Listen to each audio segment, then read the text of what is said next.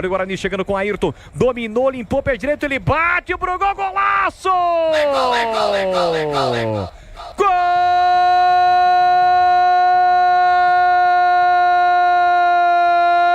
Do Bugre!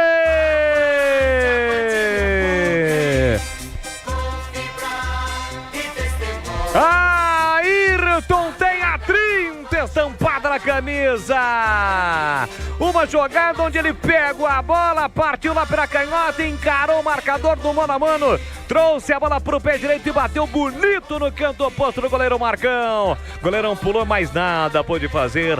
Ayrton abre o placar, tira este gol que estava entalado na garganta do torcedor bugrino, e que seja um gol da reabilitação, que seja um gol da redenção, para tirar o Guarani desta zona incômoda, a zona do rebaixamento e da lanterna da Série B. Ayrton coloca lá dentro, festa da galera bugrina. Então avante, avante, avante, avante, avante, Bugrão. Verde e branco são as cores da paixão, verde e branco as cores do Bugrão.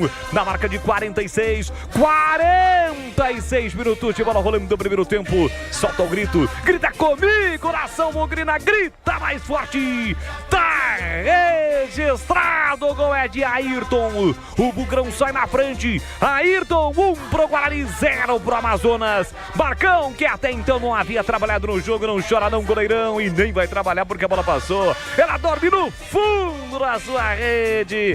E o detalhe do gol, Vladimir Catarino.